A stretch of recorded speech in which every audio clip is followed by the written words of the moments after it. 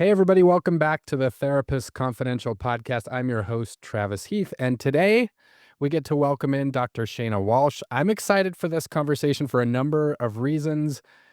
Okay, how many of us have been working with a client, right? And this client comes in and they say something like, I want to get in an exercise routine. That's my New Year's resolution, right? Or, gosh, I just went to the doctor and I need to be eating more healthy, right? Something like this. And then, we try to be helpful. We might talk about goal setting or whatever, or maybe some of us, we try to get to like the underlying trauma of whatever is stopping this from happening. There could be all sorts of things that we do. But I think if we're being honest with ourselves, often our work isn't this successful in that area, right? Like they still don't have motivation, or they come back and I'm procrastinating, right? Or, you know, I, I tried for a few days, but then my knees were sore, so I stopped, right? Or, eh, yeah, I was eating healthy for a minute, but then, oh, I just love hamburgers or whatever it is. I mean, I've heard all of these stories over 20 years of doing this work, and it's still a riddle that I can't always solve when people come in and they have, they want to exercise, eat better, etc. Well, Dr. Shana Walsh is gonna solve all of that today. No, I won't put all that pressure on you, but you do have, expertise in this area, and I think therapists could learn a lot from what you have to say. So welcome to the show, and do you mind telling us a little bit about yourself? No, not at all. Thank you so much for having me. I'm Dr. Shana Walsh, and I'm a former associate professor of health education, kinesiology, physical health, exercise, all those areas. I have my doctorate degree is in health promotion, but I specialize specifically around adopting physical activity behaviors. So like incorporating healthy behaviors into your life. And then after I graduated and I was teaching for all these years, I learned about the field of health coaching, and I thought, "That sounds cool." And so I took a course and I became a national board certified health and wellness coach as well, and that is really like where I'm gonna talk about what I've learned. That's really where a lot of what I'm gonna talk about is gonna come from, because that's really, people working maybe one to one, maybe in a group about how to help people change their health. And I've been saying for a long time that when you change your health, you change your life. And I imagine that so many people that are in a therapy setting, like, yeah, there's improvements to their physical health that they could be making as well that would be like such a nice coordinated effort with mental health as well. You change your health, you change your life. That's really Yes. interesting. So can we start by getting into what is health? Ooh, we sure can. So, I think that when we talk about health generally, most people immediately think physical health, physical health, physical health. So, and even in physical health, what are we talking about? Are we talking about, being able to climb mountains, or are we talking about being free from disease? And so, there's a little bit of a blur there, especially between health and wellness and how they kind of exist on the spectrum in a way. So yeah, if we're going to talk about just health, physical health specifically, we're talking about being free from illness. But as we move down the spectrum towards the other direction, we could talk about being able to accomplish physically what you need to be able to accomplish in a day, or what you want to be able, to accomplish. Maybe I'm a grandparent. Can I get on the ground and play with the grandkids, right? Like that type of thing. Maybe I'm a host. I'm a host and all I want to do is be able to serve my guests some big heavy platter of turkey, right? Am I physically fit enough to pull that big platter out of the oven, right? Maybe I'm using cast iron. It's really heavy. This is going to take effort. Can I do this? And I think that's the physical health to wellness spectrum. But then if we're talking about health, another one of my sayings is health is everything. Everything is health. We're talking about our relationships with other people. You know this stuff. We're talking about spiritual health. We're talking about financial health. We're talking about all the other things, right? As I'm listening to you, I'm thinking that as you consider health with someone, some of that is defined by them, like what's meaningful or important in their life. Am I reading that right? I love it. Yes, I think so, because for some people, social interaction is going to be so much more important than other people, right? People are going to look at this differently. Financial health is going to look totally different from one person to the next. So, yeah, I do think that it's going to be how you define it, what's important to you, and if you're feeling fulfilled in those areas. That's how I would conceptualize it. Yes, I feel like a lot of times there's a very narrow definition of health, at least throughout dominant culture. There's this narrow definition, like it involves, how much you weigh, how your body looks, are you vegan or not vegan, it seems like there's a lot of judgment and pressure sometimes that comes with some of this. And as I'm listening to you, it sounds like a much more holistic understanding of health. Absolutely, absolutely. Yeah, there's so much more to health because, I mean, you can look at somebody who on the outside, they appear to be physically fit, they appear to be very physically healthy, but they're, like, in harmful relationships. They're not fulfilled at work, right? Like, then yeah, they look great, but it's not a general feeling of like, I am healthy, I am well, right? It's like, actually, I'm super overwhelmed at work, and I'm worried I'm not gonna be able to pay my bills, and I'm in a fight with my spouse or partner or whoever it is, and I think I like to look at health holistically for sure. Would you say that the current environment we live in, whatever we would describe this current world as, I mean, it's very, very busy. Everything's blinking and dinging, and something is competing for our attention at all times. Is this maybe a challenging point in human history to maintain health?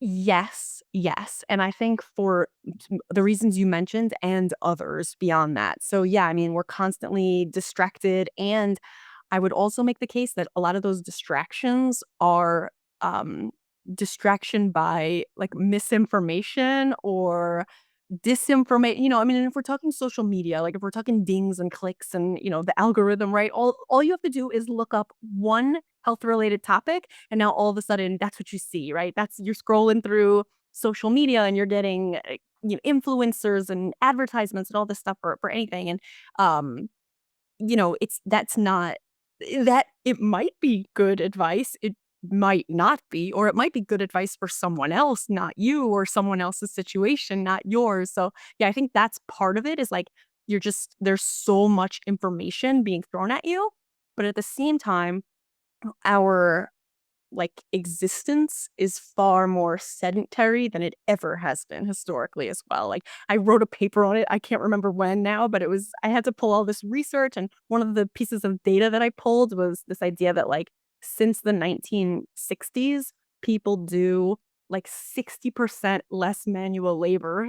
It's like, I mean, because what are our jobs? So many of our jobs are sitting at a computer, sitting at a screen, sitting talking to a person, right? Like, we sit.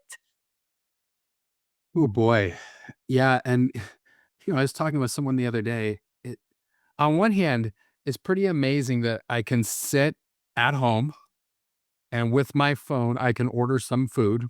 Yes. Have any of these apps, the, Door Dash and all these things. I and maybe that's good for my financial health. I don't know. But I can sit there and I can just click a few buttons.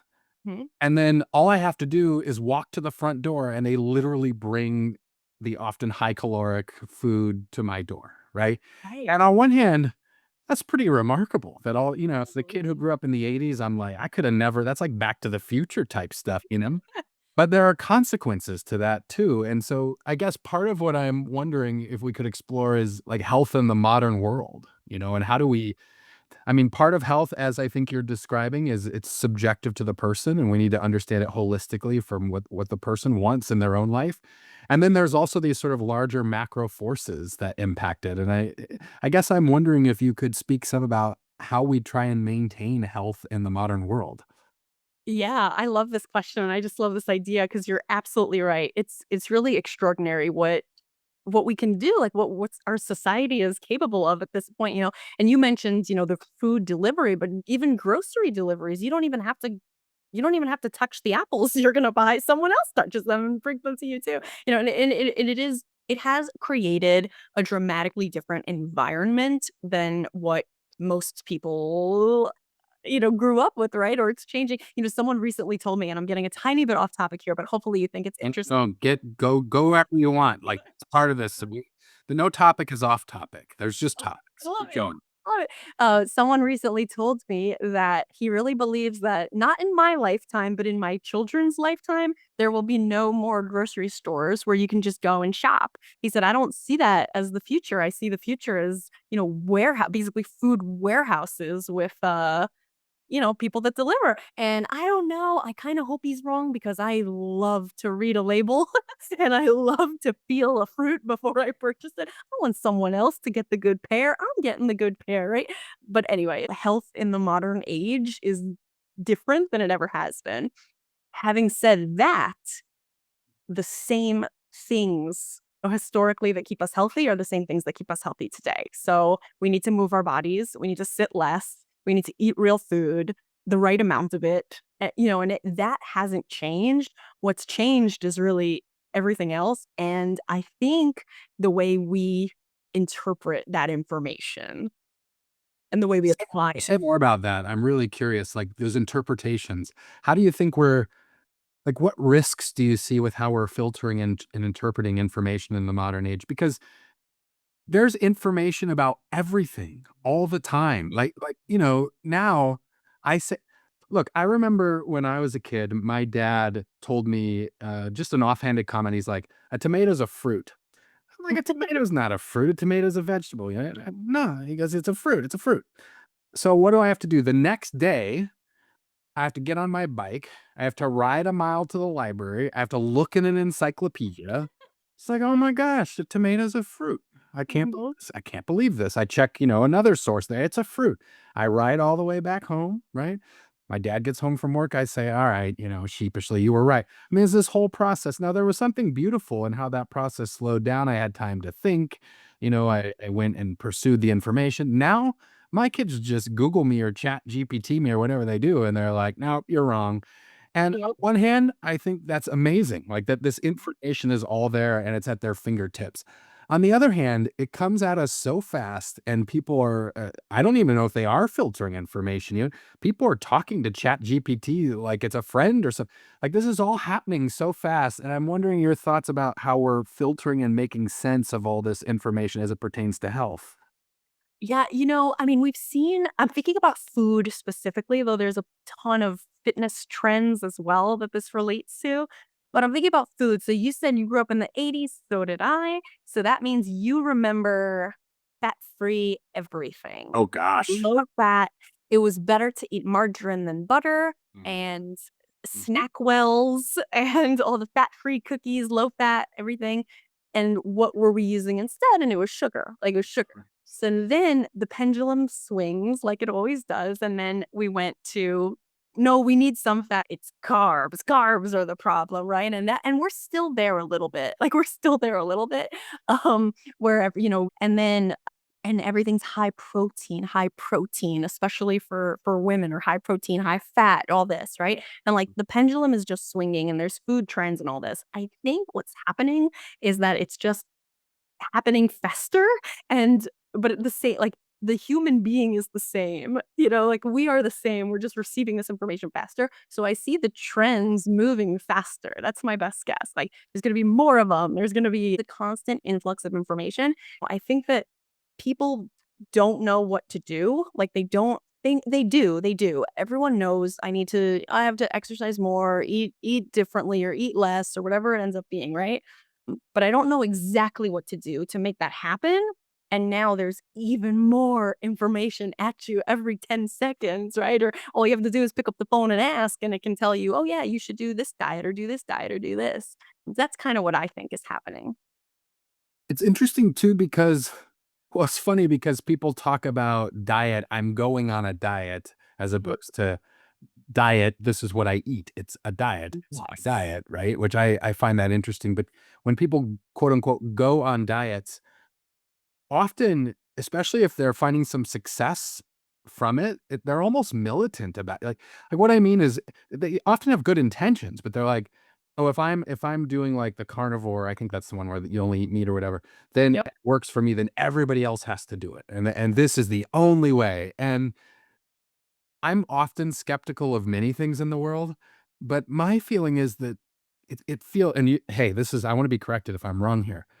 I Mhm. feel like there's lots of different ways to eat a diet that would be considered healthy for a particular person. And again, tell me if I'm wrong, but I feel like a diet that is really useful for one person could be not so useful for another person, but yet people are so convinced that Mhm. their diet is the diet. I'm wondering if you can talk some about that dynamic. Yeah, I love it because 'cause I'm very, very familiar with it.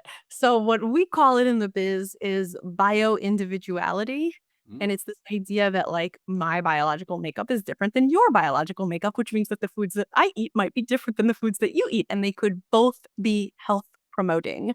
And I think that a lot of because you're talking about just people, right? Like, friend to friend, "You gotta try this, you gotta try this." But even in the research spaces, we see this as well. So you have physicians or registered dietitians or people like this that have maybe they've created the diet or maybe they've adopted the diet and then they what they can do is they can cherry pick the research, the data that supports their way of eating. The evidence is there. They have a bibliography that has, 65 references. It's all legitimate, but it is not acknowledging that I could write the identical paper on a different diet and have the same length of bibliography that shows a health promoting of another diet.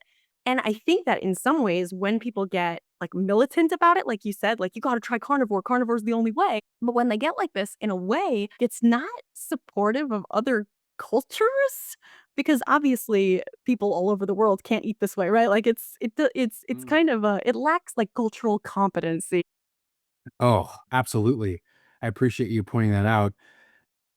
Okay, so someone comes to you, they don't know what their diet should look like. They just know that their diet right now isn't working. And when I say it isn't working, I guess that could mean I don't know who says it isn't working. Maybe it's a doctor that says it isn't working. Maybe they notice it and they don't like it and they don't feel like it's working for them. I mean, even that phrase not working could come from lots of different sources. But, anyways, imagine you don't have to imagine. I mean, this is your life, but they come to you and it's not working. How do you help them find a diet that fits their what did you call it? Bio-individuality? Do I have that right? Yes. How do you find a diet for or help someone discover a diet that fits their bio-individuality? Yeah, amazing question. So the health coach, like there's a lot of different approaches, right? So if I was a registered dietitian, I would work with them on I'm not, by the way, but if I was, I would work with them, a client. If a client comes to a registered dietitian, it's because they want specifics. They want a meal plan. They want something laid out for them. And that can be highly effective, especially in a situation with very specific needs. So if I have a condition like type 2 diabetes or hypertension and I have a physician prescribed plan, then a dietitian could help me say, okay, well, I can eat, this is low in saturated fat, but this is high in salt and this is this, and let's map it out, right? The I don't do that. I'm not a dietitian. What the health coach approach is to kind of is to not be prescriptive in any way, shape, or form, but rather to help the client figure it out on their own. So in a way, I do think there are similarities to the therapy approach here because what I feel like my role is in that situation is to figure out, you know, what's like where are we now? Where do we want to be? And then let's figure out what steps you can take to close that gap. But you like I'm asking the questions, you have the answers, I don't have the answers because if I did, then like like if I were to just say, "Oh, try this, try this, try this," like the likelihood that that would work and lead to lasting change is so minimal because nobody wants to be told what to do. Like nobody, zero people, adults, children, like older adults, like no one responds well to that, People respond really well when they find their own solutions. So that's the health coach approach. Yeah, this definitely aligns with my own biases about, like, people and change and biases and observations. I remember working with a 9-year-old back in the day, this is probably 20 years ago near the end of my training, and she was afraid of the dark. And she'd gone to all these other, psychologists and it wasn't working, and they did these behavioral interventions and all this, and they're like, "Okay, send her to the weird guy." So, she came to see me, and I was asking her, I mean, it was a longer conversation than this, but trying to figure out what knowledge she had about how she might not feel scared at night. And so she came up with this whole thing where she'd build a fort to made of stuffed animals to protect her and did this whole thing. So we implemented that, and lo and behold, it worked. And so she would keep doing this, and eventually, she could take down some of the animals, or she kind of scaled it down over time, and um, you know, it worked. And at the end of it, her parents were there in the last meeting, and I said to her, like, "Well, why do you think this worked?" I mean, you went to see all of these psychologists who I knew many of them. They were very good psychologists, very smart people, and that didn't work. But then this idea worked. And she said to me, in the way that only a 9-year-old could, I think, she goes, "Well, of course, if it's your idea, you're going to like it better." And, Mhm. there was genius in that. I mean, 20 100%. some years later, and I'm still thinking of that as you were bringing this up, because Mhm. there was something she knew about. Now, she didn't necessarily consciously know that she knew, but it was in there somewhere. And then it was my job to ask questions and try and help facilitate that. So that idea of like insider or local knowledge, I think you're saying that this is key. It's fundamental to your approach. Yeah, absolutely. And it's really essential. And I think I mean, it protects the clients or the patient's autonomy in a really powerful way. And that is more important than people realize. And I'll just give you an example. So a lot of people come to a health coach and they say, "Tell me what to do. Tell me, like, I signed up because you're gonna fix me. Like, tell me what to do. Tell me what to do." And the coach has to really say, like, that's not my role. If they have to say that in kind of a way that placates the client who's paying for their services, right? But they have to say something along the lines of like, "Well, yeah, I wanna help you, I'm gonna support you, but, like, I'm not gonna lay out the plan." Like, I'm not unless you're also a registered dietitian, it's off the table, like, I cannot write meal plans, you know? Similar, like, if I wasn't also a personal trainer, I can't prescribe exercise programming, like, that is not the role of the health coach. The role of the health coach is to say, like, "Actually, I'm gonna walk alongside you, and we're gonna figure this out together, but I'm not gonna tell you what to do. You're gonna figure this out." And ultimately, even the client who comes in saying, "Tell me what to do, tell me what to do," they don't actually want that. It's gonna you know what I mean? Like, people don't know what they want, I guess, is kind of a what I'm trying to say, but ultimately, if it's their idea, it's gonna be so much more successful, and it in addition to protecting the autonomy, it also helps with that bio-individuality because I know like, I might know what works for me. I might know that I feel better if I incorporate more vegetables into my diet, right? But someone else, like, that might make them sick, it might, like, affect them in a way that I couldn't have predicted, so I can't suggest that, but if I find out where they're at, find out where they wanna go, and then help them weed through the middle, to get from point A to point B, like, that's the power, that's how it happens. Often, I think people confuse expertise with having the answer. So that Yeah. if I, as a psychologist, have expertise, it means that I'm gonna have answers to what people bring, and Mm. I don't. I tried to do that early in my training, and I was remarkably mediocre, like when I'd prescribe things for people to do, and I thought I was helping them, and they'd come back, and it would be akin to, like, giving them the meal plan, the psychological version of that, right? And then they'd come back, and this was really early in my career, in my back when I was doing my master's degree, in fact, and they'd come back, and I'd go, "How did it go?" And they'd say, "Uh, I mean, it was pretty good." And back then, I don't think my ego could understand what they were communicating to me, which was, "Buddy, this is mediocre at best." That's what their tone of voice was saying, right? Or I could just you could hear it.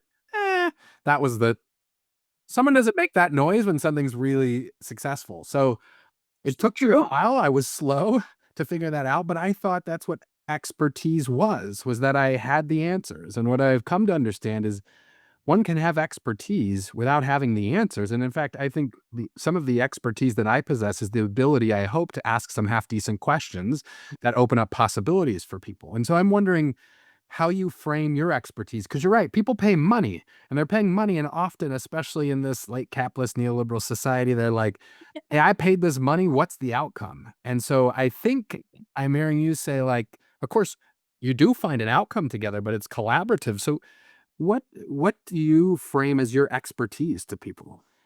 That is a really, really good question, and so as I so one of my roles right now professionally is to train health coaches, like, and help them become. I run a national board certified health and wellness training program, right? So I'm helping people prepare for take the course and then prepare for the exam. But a lot of them are already practicing health coaches. They're just not national board certified.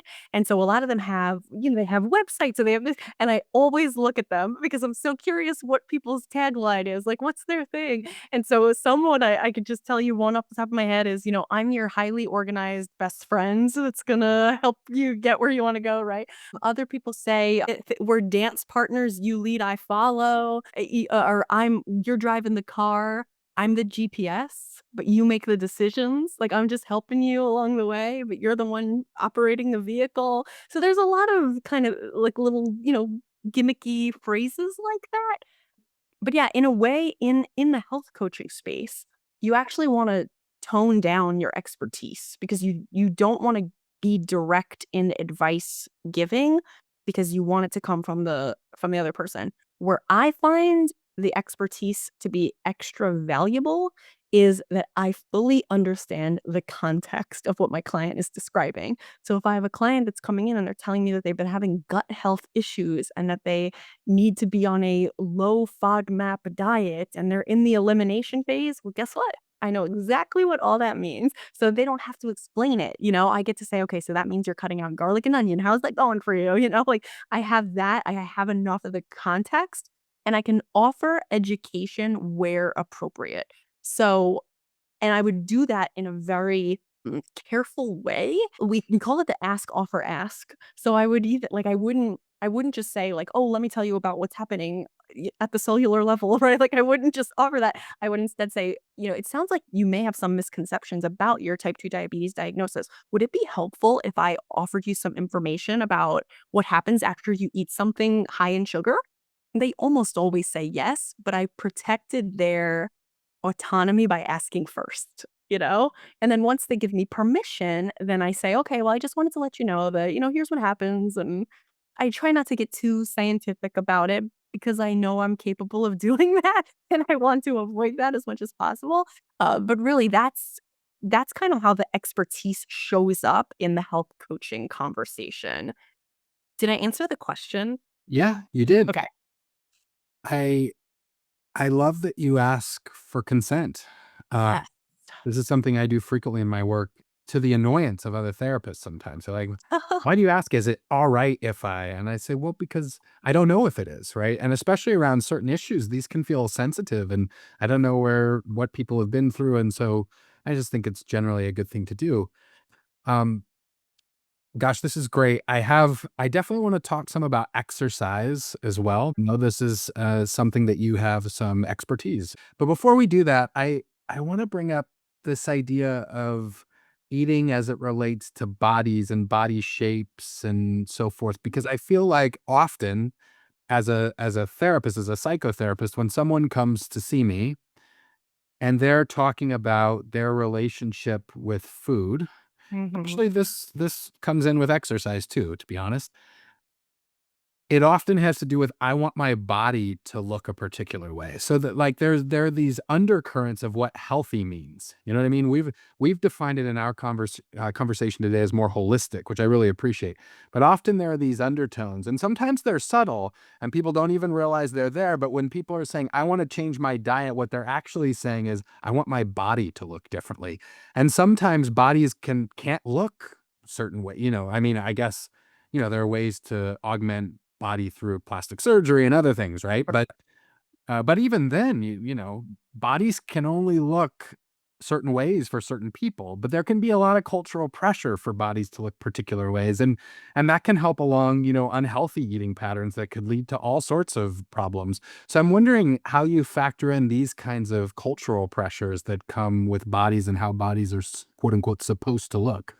Yeah, I think that's an amazing topic and absolutely worth exploring because the truth is it's real. Like we could say all the nice things around it about how, it's what like look at what your body's capable of doing and like we can say all the right things, but at the end of the day, if a person cares about what they look like and most people do, then it matters and it's real. And so with health coaching, we honor that and that it's an issue for a person, but because of all the other things you said that are correct, like because there are so many external factors that play a role with how a person's physique appears. What we do is when we set goals, we don't set what we call outcome goals. We only set behavioral goals. So I can't tell you, I would say more than half of the clients that I have seen over the years that have a weight loss goal. So not every client has a weight loss goal, though most of them do, but more than half of the ones that have some kind of like they want to change their body, whatever, it's about a number on the scale. That's what they say. Like I want to lose 20 pounds, I want to lose 40 pounds, I need to lose 60 pounds, like, whatever it is. And so what I do is I do not ignore that because it's real to this person. It's important to this person. But I let them know that in our goal setting process, we're going to keep that in mind, but we're not going to put it at the forefront. Instead, what I want to focus on is the behaviors that you think it's going to take you to get there. And let's set goals around that because that we can measure, that we can track, like that we can, like, that's what is within our control in a way that the number on the scale is not. And I mean, I've had clients that weigh themselves multiple times a day. But what they're talking about is water weight. Like what they're talking about is the fluctuations with eating and drinking and like it's but they're very, very into the scale. And so and I let them know that like we're not gonna worry about that because there's too much out of our control there. But let's talk about what behaviors we're gonna do to get there. Okay, then I need to change my diet and I need to exercise. Great. Let's measure those, and the weight loss will come. If it's meant to come, the weight loss will come alongside those behaviors. Tell me if this fits. It sounds like you're focusing a bit more on process than outcome. 100%. 100%. When I work with athletes, I do the same thing, like the Yes. basketball players, if they're struggling shooting free throws, we pick sort of 3, keep your elbow in, hold your follow, whatever it is. We Right. focus on those, and all I ask them in between, sessions, when they come back, I say, "Did you do those 3 things? Great. Did you do that for every free throw? Great. I don't care what you shot. I don't care if you went 0 for 10. I don't care if you went 10 for 10. Did you do those 3 things, and did you do them well?" Now, of course, what tends to happen is then the percentage goes up, and also psychologically that now they're not focused on the outcome, right? They're focused on something that's more within their control. I don't know if that sounds similar to you, but that's what was resonating for me as you were talking about the work you might. Yeah. It's exactly the same thing. It's exactly the same thing. Because what I want to like when I meet them for follow-ups, I don't want to hear what the number is on the scale. I don't care. I want to know, did you go for your 3 walks like you said you were going to? Did you, you know, were you able to incorporate more fresh vegetables? Were you able to eat 1 fruit a day for the last week or whatever that is? Like I don't care what the number on the scale says because the number on the scale is not representative of the progress, especially initially. It's gonna reflect, like, changes in water, really body water, like, people forget how much that matters. What we care like, when people say they wanna lose weight, they wanna lose fat. Like, that's what they're trying to lose fat mass, and they're not trying to lose weight, and so if they're all of a sudden starting to exercise, what they could be doing is putting on muscle mass while simultaneously losing fat mass, but the scale isn't moving, but it's still excellent progress in the right direction. But if the scale is your only indicator, you don't see that progress, so much easier to lose motivation, lose momentum. You said something earlier, like near the beginning of the conversation. I kind of highlighted it. And before we move on to exercise, I want to talk about this. You said real food. You used the phrase real food, which is interesting to me because, and I think I know what you mean. It feels like, it's so strange to say this, but it feels like real food is harder and harder to come by these days. And I would imagine, so this is what I often hear from people when they're talking about food and food preparation in their own diet.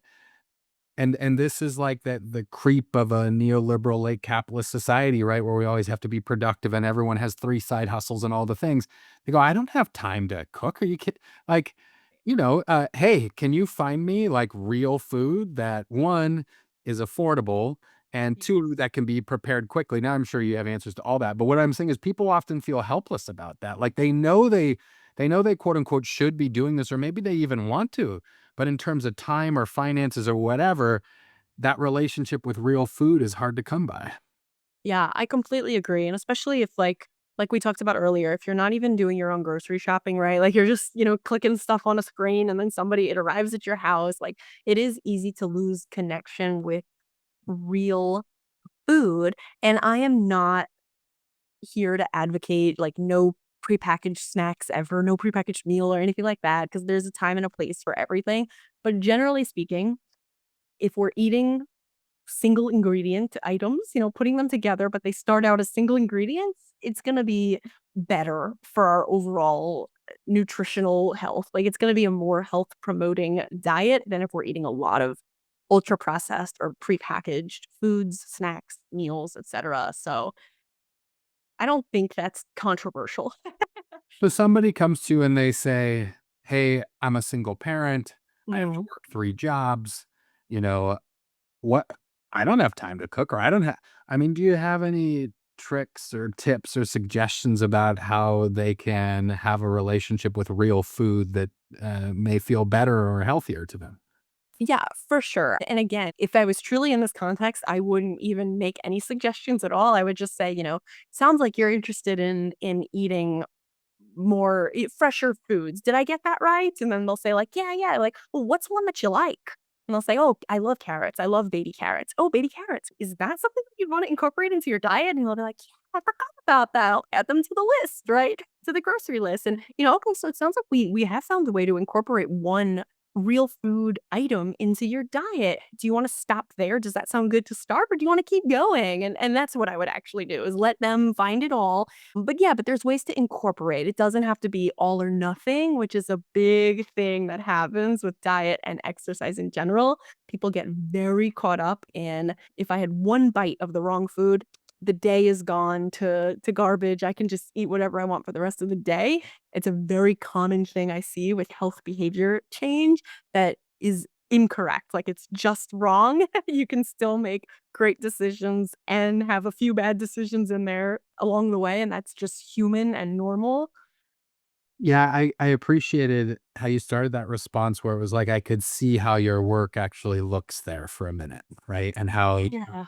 you ask questions and it's a collaborative process and they get to something that might actually work then rather than you saying, "Hey, you should eat snap peas," and who knows, they may hate snap peas, but if they Yeah. like baby carrots, well, now we've got some momentum there. And I that's interesting because I feel like a lot of people with regard to food don't slow down and go through that process. And also it seems like they're often family food narratives. There are cultural food narratives, which we have alluded to, but there's also family food narratives, and they're often unspoken. So it's interesting. Like it feels like food, religion, sex. People might talk about, that they like food or I like this kind of food, but there can be dark sides to people's relationships with food. And it feels like one of those taboo topics. There's shame around it. You're not supposed to talk about it. Often, there's like a through line that runs through families. And so sometimes it's actually a lot deeper than just food. Oh, it's I would make the case it's always a lot cheaper than food, and I think it's really amazing to see young children and the way they interact with food because they have no emotional ties to it yet, right? Like, young children eat until they're full, and then they stop, even if they like it, and you just by the time you get to adulthood, like, we've created so many issues around food, and all it takes is one comment from one adult when you're a kid, and all of a sudden, it's like everything changes, and it lives with you for a long time, and I've seen some of that with health coaching, like, "Oh, I can't keep ice cream in the house, I can't even buy it," and it's like, "Why?" And then you dig a little deeper and you figure out it comes from one comment from one adult 35 years ago, right? And we have emotional relationships with food. Food plays a much bigger role in all of our lives beyond sustenance. And yeah, and I've heard a lot over the years about food hiding as well, like hiding the snacks from the spouses, hiding the snacks even from the kids is like normal. Like most parents hide food from the kids because you don't want them eating it too. But there's so much there. There is, and it is interesting too how people, and this seems to happen disproportionately to women, not Oh only yeah. to women, but disproportionately to women, where people think they can just make comments about bodies, about, Mhm. "Oh, you look like you've been gaining weight or losing weight, or you need to eat some food," or what, and just it's so interesting because with other things, people would never say that or would be seen as rude, but disproportionately with women, it seems like people just feel like they can comment on folks' Mhm. bodies, and you're talking about the trauma of all that and the way that sticks with people. I mean, it's a strange dynamic, to be sure. Now let me ask you something about exercise here. Sure. We talked a little bit about it, but as Mhm. a therapist, this is something I often see too. Like I was saying at the outset of the show, especially come New Year's resolution time, like Yeah. it happens other times too, but especially then. And then the most common pattern is that I've seen is people say, well, I want to start working out. And so then, they say, I'm going to run a 5K and they haven't run in months or years, right? And then they like hop on the treadmill or go outside and they run their 3.2 miles and they're so exhausted and their body hurts so bad that they stop, right? Or they engage in exercise they think they should be doing, but they hate it. It's always so Mhm. interesting to me that but I should be running on a lot of shoulds around exercise, what it should like, what they should be doing. And then it seems more often than not, the end result is that they stop exercising. And you were Yep. saying all or nothing earlier as well, that kind of mentality. So as a therapist, I often see people wanting to change their relationship with exercise and they just really struggle. They say, I can't get the motivation, or they start, but they stop, or they do too much too fast and get injured. They do something they hate and they burn out from that. So, given all of these patterns, I can imagine how you might start. You tell me if I'm wrong. Yeah. Listening well, I imagine you might start with someone who's wanting to incorporate more exercise by asking them about the sorts of activities they enjoy. Would that be a good starting place? And if so, what would you do next? Yeah, absolutely. And what we often do with health coaching is we say, okay, where do you see yourself 6 months from now? Like, what does it look like? Okay. And so then, and that's a good place to figure out. It's also important to figure out where they are right now. And then something that does come into play with exercise is competence. So a lot of like if you're and it kind of goes back to our flood of social media and just media in general that we're talking about, but if you're constantly being fed information about how you should be doing this, you should be doing that, right? But you don't actually have the skills to do that, then it makes it a lot harder. So I see this a lot with women and I see it with weightlifting. I have to be strength training. I have to be weightlifting. I have to do all this. Great. I could be the best health coach in the world, but if I set up a plan, if we set up a goal, we make a plan, you're gonna go to the weight room, and you actually do it. You show up in the weight room, but you have no idea what to do. Like you're just standing there looking at someone else. I don't know where to start. I don't know proper form. I don't know anything. Then that's gonna be a big problem. So that's another piece that I always have to explore is like I don't call it competence, but that's what I'm thinking of in my head is like how familiar are you with this? And I've seen a lot of clients who are ex-athletes. They used to be these big athletes, high school, college, whatever, and then 4 kids and 15 years has gone by, and though they're great because they have good memories of exercise, they have good memories of what it used to be like, they remember how to do stuff, like, they're fantastic, but when you have somebody that never did any of that, they're brand new to it, and you say, "Oh, they wanna go strength training." "Okay, great, so when are you gonna go? How long are you gonna be in the gym?" But it means nothing if they have no idea what to do once they set foot in the weight room. So that plays a role. That makes a ton of sense. So someone comes to you and says, "Hey, I really want to exercise, but Mhm. I can't get up the motivation." Like, gosh, I wake up it usually goes like this. Before I go to bed at night, tomorrow morning, I'm going to wake up and I'm going to hit the gym, or I'm going to go for that run, or I'm going to do whatever. And then the morning comes, they're like, no, I'm not, or I'm busy, or the kids are doing that. Like, we all have our things that we could be doing instead. Mhm. All right, so a situation like that happens where someone wants to, but and they're committed to do it the night before, but then they wake up and they can't find the motivation. Where do you move with them? Yeah, perfect. Okay. Here's exactly what I would say. It sounds like you're highly motivated to exercise, but you're having a hard time fitting it into your day. Is that right?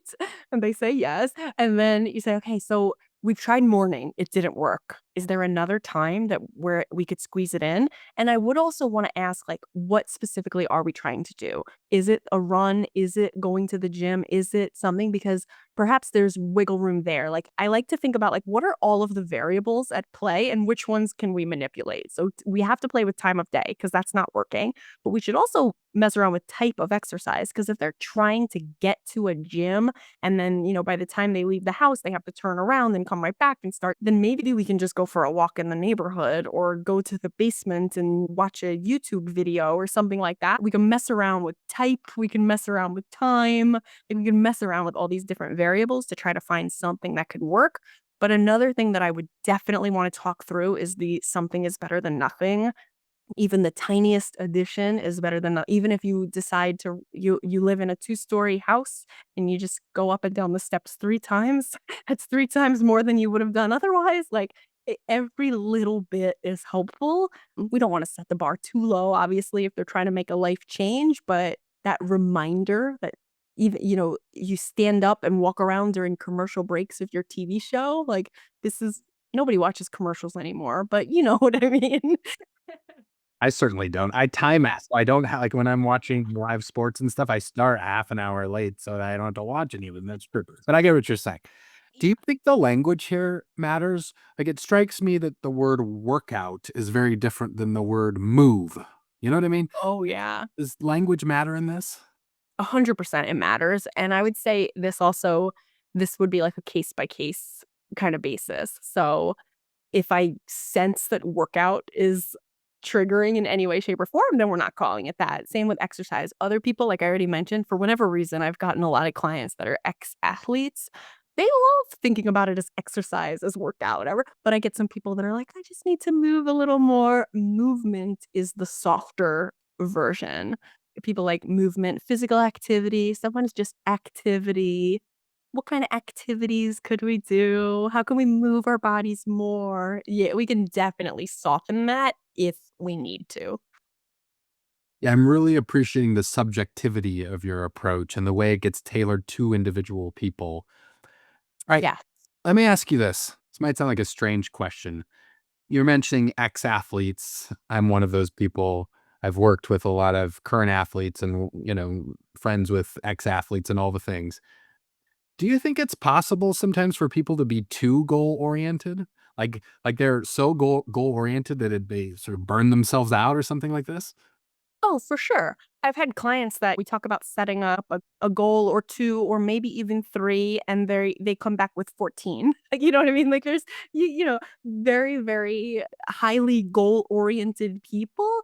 It can be a problem. Sometimes you have to let them solve that on their own, though. I've done that. It's hard. It can be hard to say, "Are you sure you wanna move forward with 14 goals?"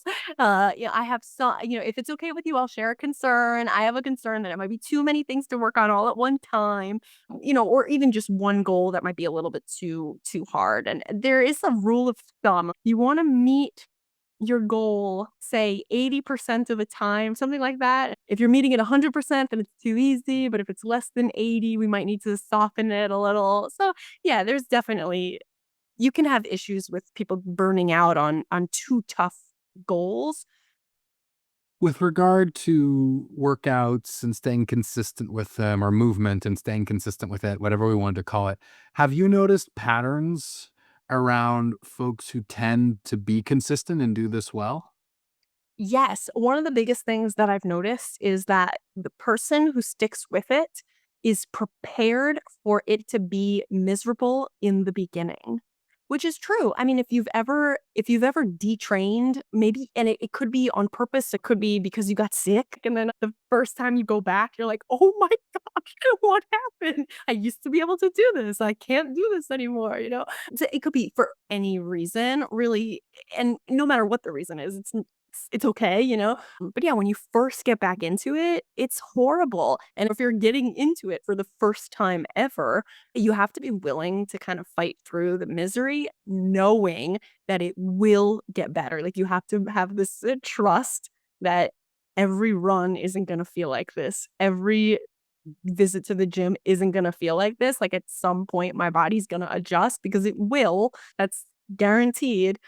They're gonna be a lot more likely to stick with it. But if they think they're gonna go for one jog and they're not gonna be tired afterwards and everything's gonna be fine, and then they have a different experience where they're feeling tight muscles and they do squats for the first time in 10 years, then they can't sit down afterwards without bracing, right? Like if you've been there, you know exactly what I'm talking about. And if you're not prepared for that, then you're not gonna like it. So folks that tend to be good at sticking with this have a higher tolerance for misery, at least in the beginning. In the beginning, yeah, or at least they can see a light at the end of the tunnel. They have faith, they can trust that it's not gonna be like this forever. They're more likely to stick with it. The other, I think, a good way to stick with it is if you find something else to connect it to. So I have a client right now that has found a lot of success because she got a friend involved. So she has to go walk, like she has to walk. I mean, if she could choose something else, walking is going to be the best for her. She's got, type 2 diabetes, early signs of heart disease, like she has to do something. She picked walking.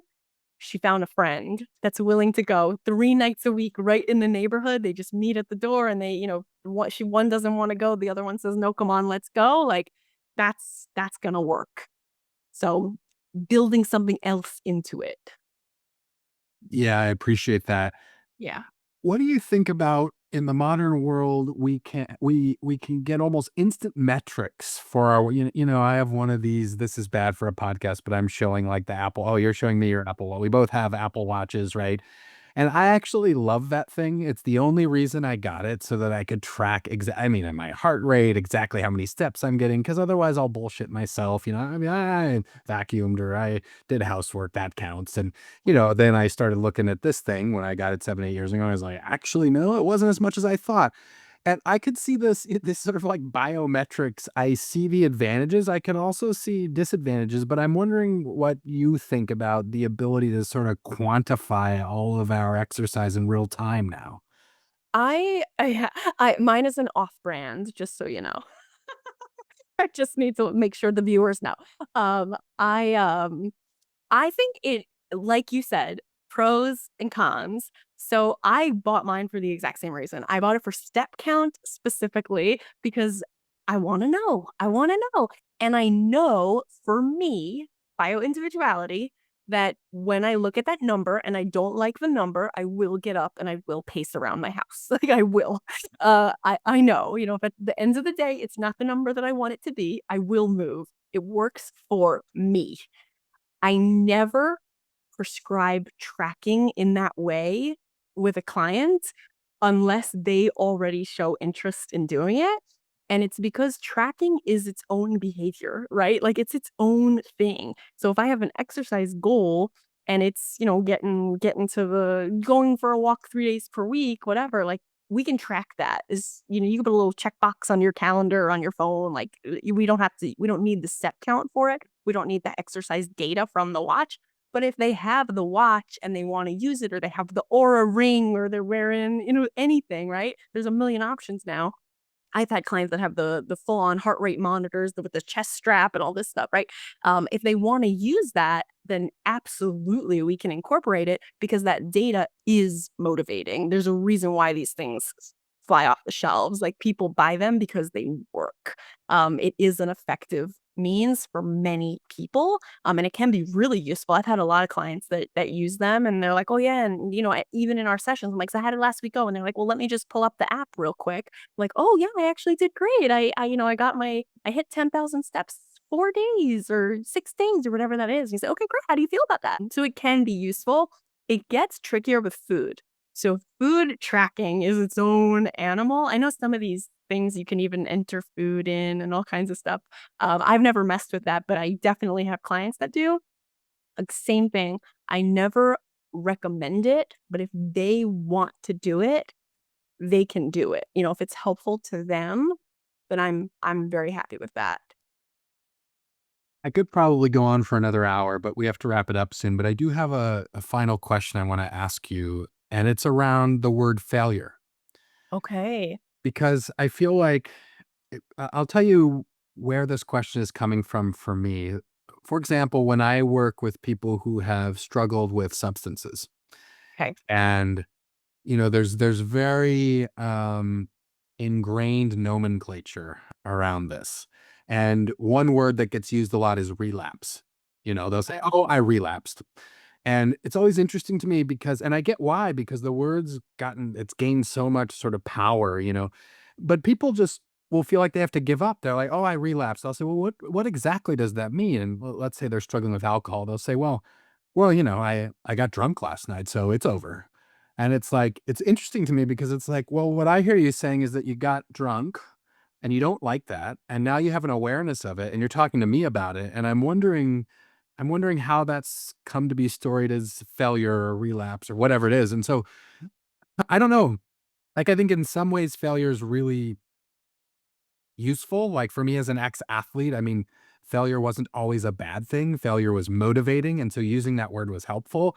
I think other times using a word like failure is deflating and it can sort of create this sense of doom and this sense of hopelessness. And so I'm wondering in your work, obviously this comes up, right? People set Yep. goals and they don't achieve those goals. So what's your relationship with the word failure and this sort of process of failure? I love it. This is such a good question. Okay, I don't use the word failure, but the clients do, of course. We tend to talk about not relapse, but lapse or setback. Those are the word choices that I make and that are more common in the health coaching world.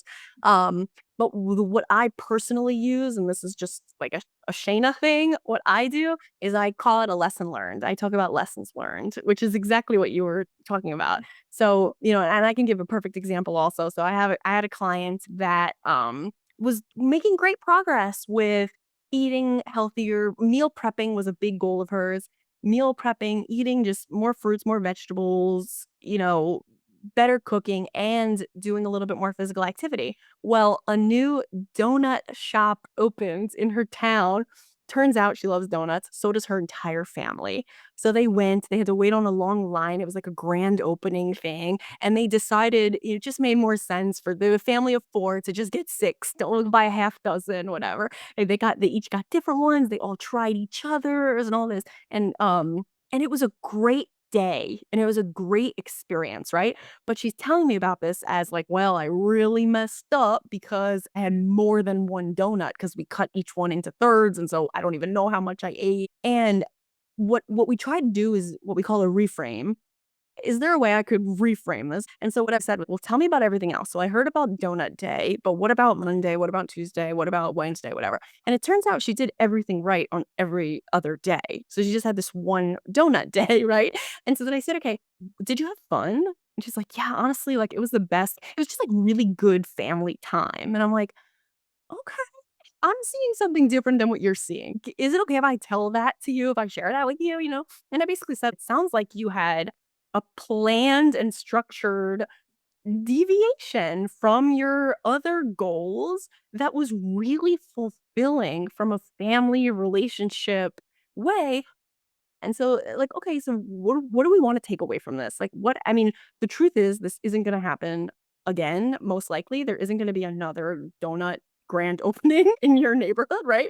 But there is going to be a graduation party, and there is going to be a wedding, and there is going to be a whatever. What can we take from here? And she's like, you know what? Maybe I can take the grace. Maybe I could take that it's all right once in a while to like really enjoy treats with my family.